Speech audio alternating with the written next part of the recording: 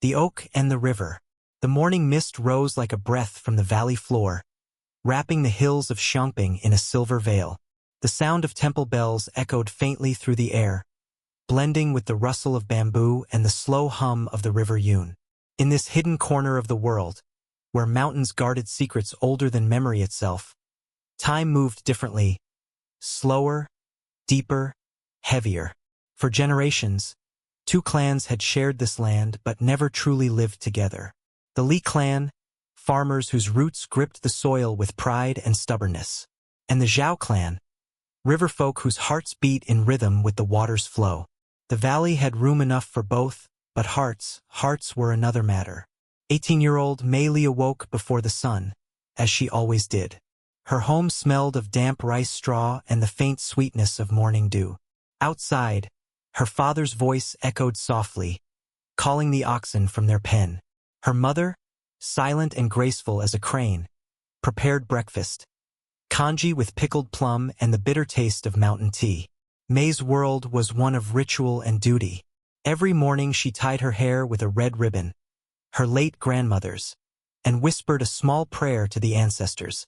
May our roots stay deep and our harvest strong. Her brother, Chun, was her pride and worry. 2 years older, quick to laugh yet restless. He dreamed of leaving Xiangping, of seeing cities where the horizon wasn't trapped between two mountains. But in the Li clan, dreams were like smoke, visible yet impossible to hold. That morning, the mist was thicker than usual. A strange omen, her father muttered. Down by the river, Wei Zhao stood barefoot on a slippery rock, the fishing net coiled around his arm like a serpent waiting to strike. The Zhao clan's camp was a cluster of wooden boats moored along the shallows, their sails patched and faded. To the Li farmers, they were wanderers, rootless, unpredictable, dangerous. To the Zhao, the Li were prisoners of the dirt, slaves to the land's endless demands. Wei threw his net wide. The splash echoed through the valley. From the hilltop fields, Mei heard it, a familiar sound, but today it made her heart ache for reasons she couldn't name. It was festival season, the day of the river spirits, when offerings were placed in floating lanterns and sent downstream to honor the balance between land and water. Every year, the Li and Zhao clans came together on the riverbank, pretending peace for one night. Songs were sung, rice wine flowed, and for a few brief hours, they remembered what unity felt like. That night, the air was heavy with incense smoke and laughter. Mei stood by the water's edge, watching the lanterns drift, small lights carried by the current, each one holding a wish. Wei was there too, mending his net by firelight. Their eyes met across the crowd, a brief, wordless recognition. Something stirred, quiet but insistent. Later, as the festival died down, a sudden wind swept through the valley. The river churned unnaturally. An elder Zhao fisherman whispered, "The spirits are restless." Moments later, lightning cracked open the sky. The storm came fast and furious. Rain fell like shattered glass. The river swelled, overflowing its banks. The Li fields were drowned in minutes. Houses collapsed. Screams filled the air. Chan, Mei's brother, rushed out with a small wooden boat, trying to save the harvest tools tied by the riverside. The current took him. Mei ran after him through waist-deep water, shouting his name, "Chan! Chan!" Her voice lost in thunder. Wei saw it happen from his boat. Without thinking, he dove into the water. The current was merciless, cold, heavy, alive. He fought his way through debris until he found Chun clinging to a broken beam. "Take my hand," Wei shouted, but Chen's grip slipped. The last thing he saw was the boy's red sash disappearing beneath the black water. When dawn came, silence hung over the valley like morning silk. The Li clan searched for Chen's body along the flooded riverbanks. It was Wei who finally found him, pale, still, his hand clutching a splinter of the family boat. He carried him ashore. When Mei saw Wei walking through the mist with her brother's lifeless body in his arms, something inside her broke. Not only from grief, but from confusion. A Zhao had risked his life for a Li. "Why?" she demanded through tears. "Why did you go into the river? He was one of us, not you." Wei's eyes were dark with exhaustion. "The river doesn't care who we are," he said quietly. "It takes whoever it wants." Mei turned away, but his words stayed with her long after the funeral drums faded. Weeks passed. The Li clan rebuilt what they could. The Zhao repaired their boats. But the valley was wounded. Fields ruined, fish scarce, tempers short. The storm had stolen more than lives. It had shaken faith itself. One afternoon, Mei walked to the great oak tree by the river bend, the sacred boundary tree, said to mark the line between the Li and Zhao lands. Its roots stretched deep into the soil. Its branches dipped low toward the water. It had stood for centuries, untouched even by war. Wei was there, patching his boat. He looked up as she approached. "Didn't know Li folk came this far," he said. "I don't," she answered. "Not until today." They stood in silence for a long while, listening to the river's soft murmur. Finally, Mei spoke. "My brother, he used to say the river sang to him. I hated it. I thought it was the land that gave us life. But now, I don't know anymore." Wei smiled faintly. "Maybe both are right. The river and the land, one feeds the other." Mei looked at him, uncertain. "You speak like an elder." He shrugged. "The river teaches. If you listen." It was the first time they spoke without anger. The air between them shifted, fragile but alive. Days turned into weeks. Mei began to visit the boundary tree often. Sometimes she brought rice bread. Sometimes she just sat and listened. Wei was usually there, his quiet presence a strange comfort.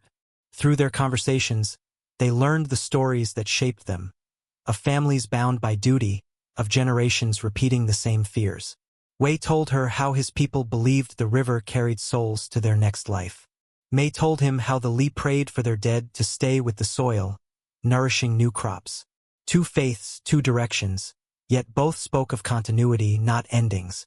And slowly, something else grew between them. Not love yet, but a tenderness neither dared name. But peace is fragile, especially when built on forbidden ground. One morning, Mei's father saw her returning from the river. Word spread quickly. The elders warned her. "A Zhao brings only misfortune. Their hearts are like water, faithless, flowing wherever the wind blows." Her mother wept in silence, torn between fear and understanding.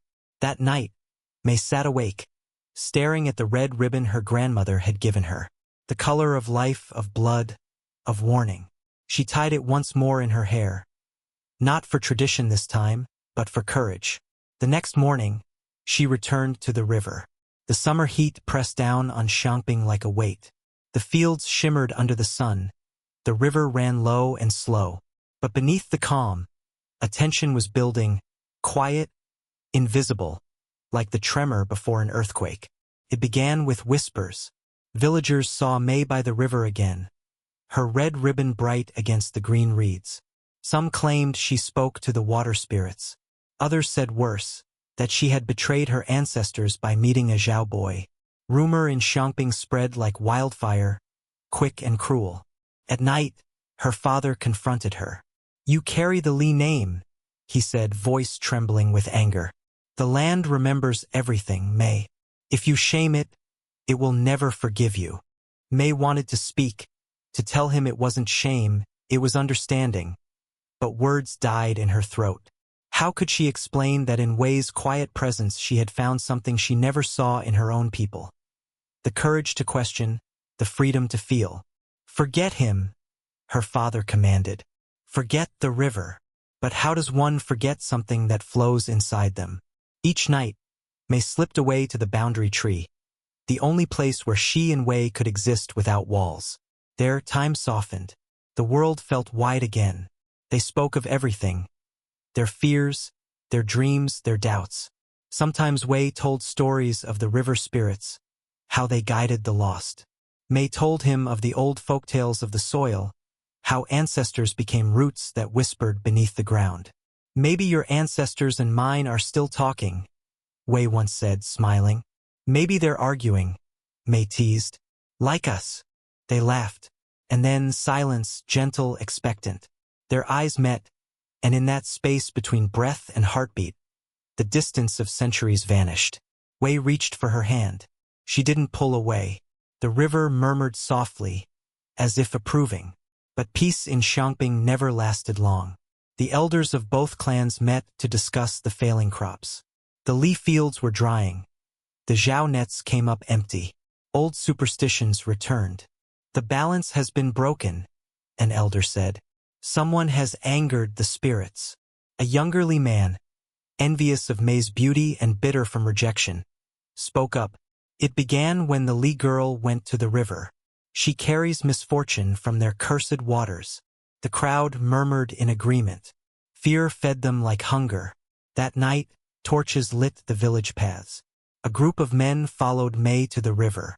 She was placing rice offerings at the water's edge, a quiet prayer for peace. When she turned, the men surrounded her. "You brought the drought," one shouted. "Your brother died because of them," another hissed. A hand grabbed her arm. Another tore the red ribbon from her hair. Before they could do worse, a shout came from the river Wei. He ran toward them, swinging a bamboo pole like a spear. The men scattered, startled by his fury. He stood between them and Mei, breathing hard. "Touch her again," he growled, "and I'll feed you to the river myself." But in that moment, something irreversible happened. The villagers had seen a Zhao defending a Li, a sin beyond forgiveness. By morning, the news spread across both clans. The Li elders declared Mei impure, cursed by the river. The Zhao leaders forbade Wei from returning to land, claiming he had brought shame to the water spirits. Two souls exiled by their own blood. They met again at the boundary tree. Mei's face was streaked with tears. Wei's eyes were hollow with exhaustion. "They hate us both now," she said. "You've lost your place because of me." Wei shook his head. "No, because of them. Because they can't see that the river and the earth need each other." She looked at him with despair. "What do we do now?" He hesitated, then took her hands. "There's a way. Beyond the valley, past the hills, there's a lake where the river begins. The elders say it's sacred. If we make an offering there, maybe the spirits will forgive the valley." Mei's voice trembled. "And if they don't? Then we'll find peace ourselves." That night, under a moon veiled by clouds, they left Xiangping together. The road through the mountains was cruel. They walked barefoot through forests where wolves howled and the wind carried whispers. For the first time, Mei saw how vast the world was beyond the valley. The way stars could burn so close they seemed to listen. They stopped by old shrines, lit incense, and prayed to every spirit they knew. Mei spoke to the ancestors of soil, Wei to the gods of water. And for the first time, their prayers joined like two melodies becoming one. After 7 days, they reached the source lake, a mirror of black glass, surrounded by white stones. Mist rose from its surface, glowing faintly in moonlight. The place felt alive. Wei placed his fishing charm, a small willow carving, into the lake. Mei laid her red ribbon beside it. Then they knelt. "If the river and land cannot live together," Wei said softly, "then let us be the bridge between them." And for a moment, silence. Then wind rippled across the lake. The mist shifted, forming a faint shape, a woman's silhouette, ancient and kind. The spirit of the valley had heard them. "You ask for balance," the voice murmured. "But balance demands sacrifice." The wind grew colder. Mei shivered. What kind of sacrifice? The spirit's voice was almost tender. "One life must return to the earth and one to the water. Only then will the valley breathe again." They looked at each other, terrified. Wei's hand tightened around hers. "No," he whispered. "There must be another way." But the water began to churn, rising higher with each heartbeat. The sky darkened. The air smelled of storm again, the same scent that had taken Chun. Mei's tears mixed with rain. "Maybe this is our fate." "No!" Wei shouted, his voice echoing across the lake. Mei returned to the valley days later. Her people watched her with silent awe. The fields were green, the air soft. The curse had lifted. Some whispered she had bargained with the spirits. Others said she had sacrificed her soul. She said nothing. She simply walked to the boundary tree and tied her red ribbon to its lowest branch. The wind carried it gently, as if someone unseen were holding it from the other side. The valley healed. The river sang again. But May's heart remained half on land, half in water. Seasons turned. The valley healed, as if it had never known sorrow. The rice fields shimmered once more under sunlight. The river ran steady, calm, endless. But for Mei Li, time had lost its edges. The days passed like drifting leaves, one into another, until even her own reflection in the water looked like someone she used to know. Wei's name became a whisper on the current. The villagers no longer spoke of the curse. To them, the storm and the deaths were part of the valley's cycle. Tragedy swallowed by memory. Only Mei remembered what the river had taken. Every morning, she visited the boundary tree. She spoke to it as though it could hear. "I brought him back to you," she whispered. "He's part of you now, the water, the roots, the silence between both." She aged slowly, gracefully, her black hair fading into silver. The red ribbon she had once tied each day now hung from the oak's branch, bleached pink by years of sun and rain. Children of both clans played beneath it, unaware of its story. And in their laughter, the valley began to change. One spring morning, decades later, a boy arrived in Xiangping. He came with no name, only a fisherman's charm tied around his neck. A small willow carving, weathered but intact. The river had carried him there, asleep in a broken boat, drifting from the mountains. The villagers found him and brought him to the Li home, where Mei, now an old woman, lived alone. When she saw the charm, her heart stopped. "Where did you find him?" she whispered. "At the bend by the oak," they said. "The river brought him." Mei knelt beside the child. His skin was pale, his hair dark like the river's depths. When he opened his eyes, they were a color she knew too well, deep gray, like storm clouds before rain. She took him in, called him Ren, meaning rebirth. Ren grew among both the Li and Zhao children. He planted rice in the mornings and fished in the evenings. He learned the songs of both clans, songs once divided, now mingled into one melody. To the elders, he was a mystery. To Mei, he was a promise kept. One day, when Ren was 12, he asked her, "Grandmother, why do people say the river remembers?" Mei smiled sadly. "Because it does," she said. "Everything that touches the river becomes part of it.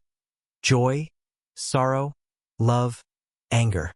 The water forgets nothing." He tilted his head. "And do you think it remembers you?" She looked toward the horizon, where mist hung over the hills. "No, my child, but I remember it." Years passed. The valley grew prosperous. The Li and Zhao clans no longer called themselves clans, just villagers of Xiangping. The day of the river spirits returned, brighter and fuller than ever. Lanterns glowed like stars on the water. Drums echoed through the valley. For the first time in half a century, laughter reached every corner of the land. Mei, now frail and nearly blind, sat beneath the boundary tree, listening to the music.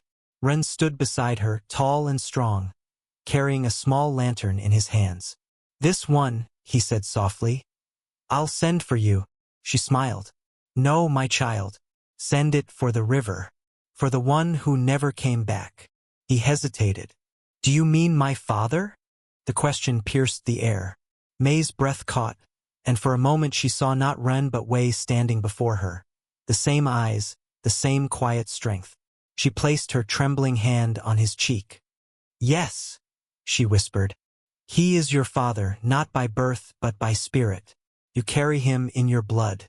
You carry both of us." Ren looked toward the river, the lantern's light flickering in his hands. "Then tonight, I'll thank him." He walked to the water's edge and released the lantern. It floated gently downstream, glowing brighter with each ripple.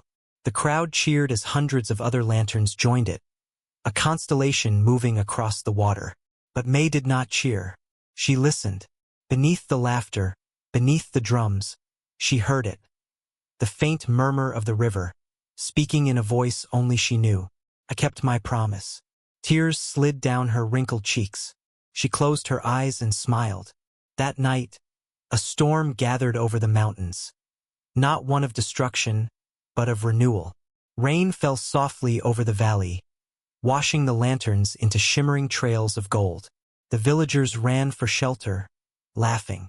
Ren turned to call for May, but she was still beneath the oak, eyes closed, face lifted toward the rain. He ran to her. "Grandmother, we have to go." But when he touched her shoulder, she was still, peaceful, smiling. The red ribbon, loosened by the wind, slipped from the branch and landed in her lap. Ren knelt beside her, tears mixing with the rain.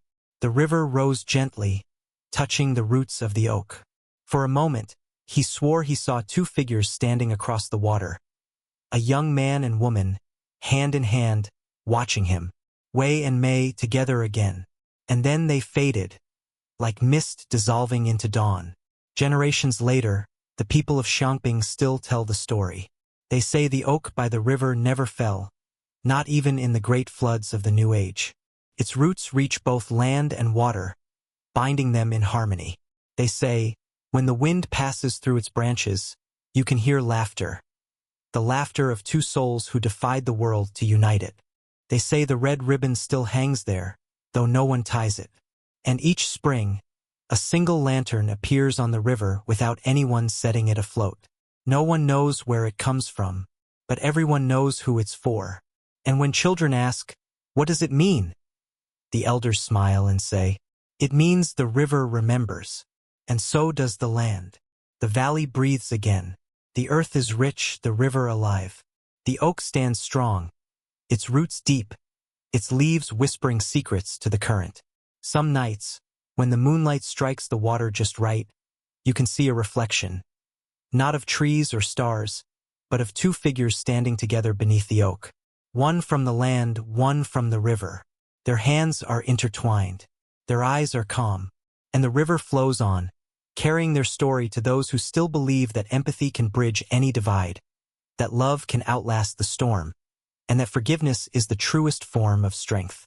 Because in Xiangping, they say, the river has a heart, and it remembers every soul it ever touched.